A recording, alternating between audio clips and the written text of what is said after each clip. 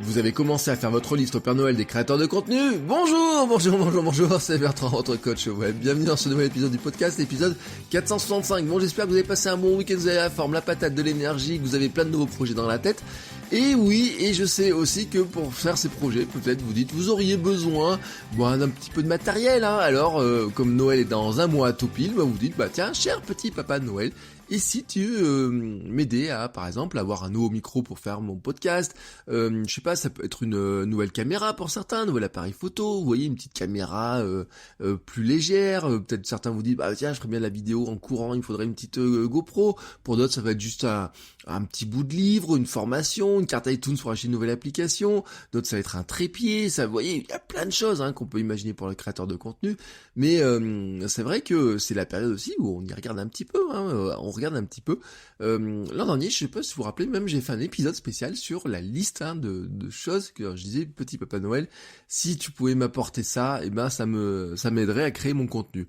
Je pense d'ailleurs que dans la liste de l'époque, il n'y a pas grand chose que finalement j'ai acheté, parce que j'en ai franchement pas besoin, et moi j'ai plutôt une tendance à essayer d'aller vers un minimalisme, en me disant, j'ai déjà plein de matériel, j'ai déjà plein de choses, je n'ai pas besoin de beaucoup plus. Mais peut-être, dites-moi d'ailleurs, ça m'intéresse. Vous pouvez venir en discuter avec moi, envoyez-moi un message.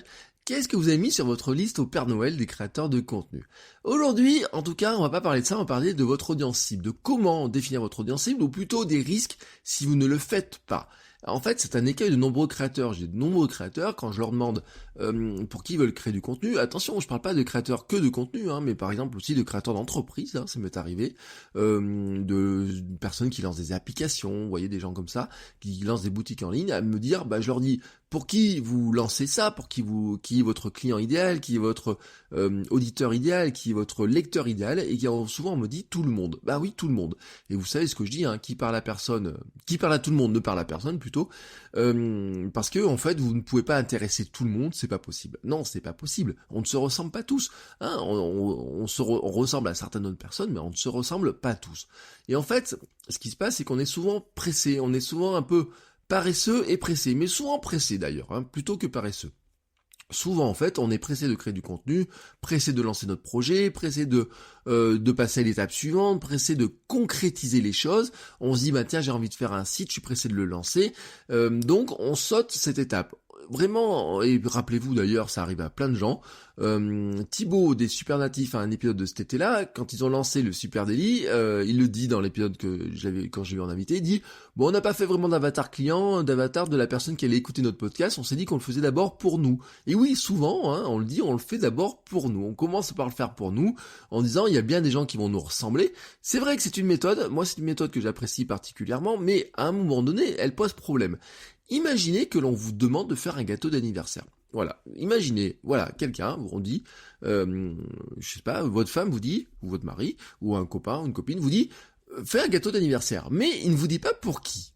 Et vous ne savez donc pas pour qui vous faites votre gâteau, donc vous ne savez pas comment faire plaisir à la personne, vous ne savez pas ce qu'il aime ou ce qu'il n'aime pas, vous ne savez pas quel nom mettre sur le gâteau, vous ne savez pas si vous devez le faire au chocolat ou à la vanille, vous ne savez pas comment le décorer, vous ne savez donc pas finalement comment vous assurer qu'il va en manger, vous ne savez même pas finalement s'il va en manger un bout, si ça peut lui faire plaisir.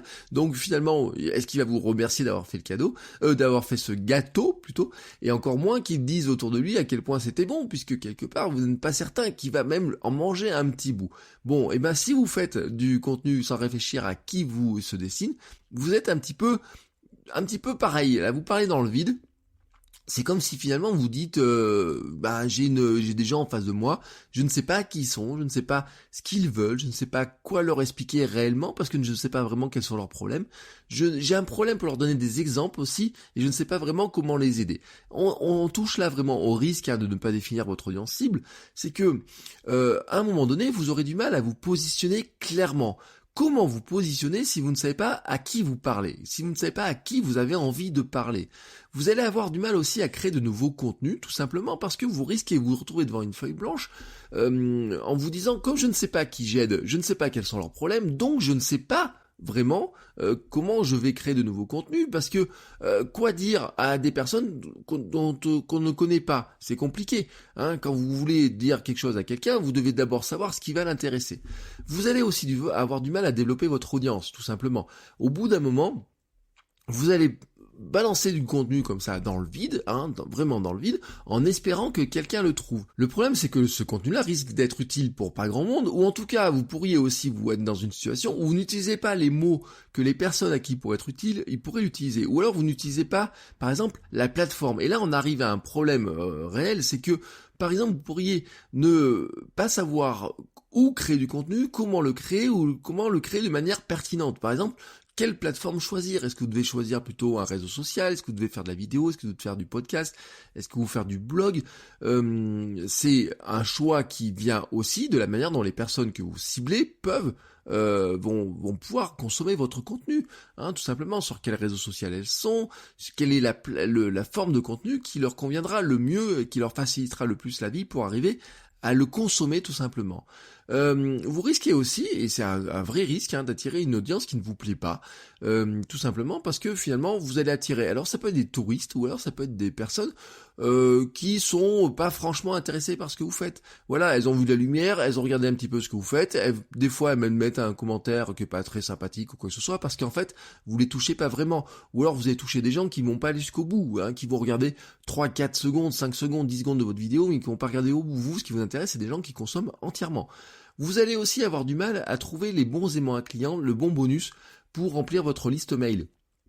Et oui, c'est important d'avoir une bonne liste mail dans laquelle vous allez avoir des gens à qui vous allez envoyer des messages. Mais les gens s'inscrivent pas à votre liste mail juste parce que vous leur mettez un formulaire, inscrivez-vous à mes emails et vous allez recevoir des emails. Non, il faut leur dire ce qu'ils vont recevoir. Alors, le bonus, ça peut être de dire que vous allez recevoir des conseils extraordinaires. Oui, mais des conseils extraordinaires, ils seront extraordinaires que si ça leur parle, vous savez. Et donc, pour donner des conseils extraordinaires à quelqu'un, vous devez savoir qui est ce quelqu'un. Si vous voulez faire, par exemple, un PDF, un petit lead magnet ou des choses comme ça, vous devez vraiment savoir, vous dire qu'est-ce qui va faire que ils sont prêts à échanger une adresse mail, une donnée personnelle contre ce document qui a de la valeur pour eux parce qu'il les aide vraiment.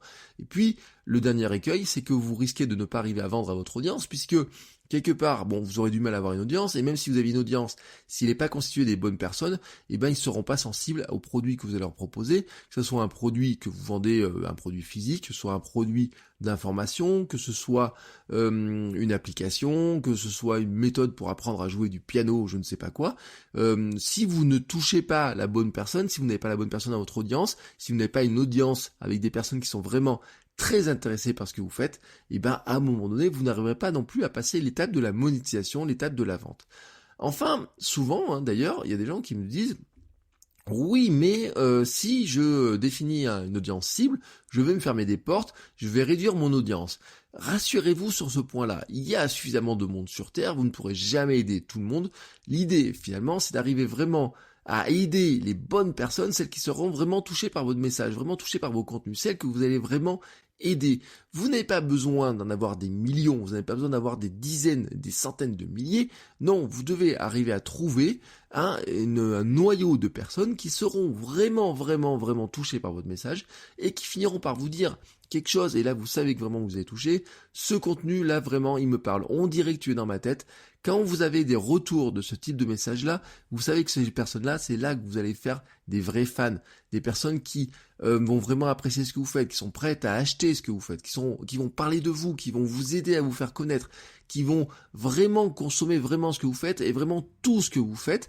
C'est vraiment ce que nous recherchons vraiment ce type de personnes-là. Et pour arriver à faire ça, nous devons vraiment arriver à créer une image de qui est cette audience cible, quel est son problème, comment on peut vraiment l'aider, et ça sera justement le sujet de demain. On parlera de tout ça demain. Alors je vous souhaite à tous une très très très très très belle journée et je vous dis à demain pour un nouvel épisode. Ciao ciao les créateurs.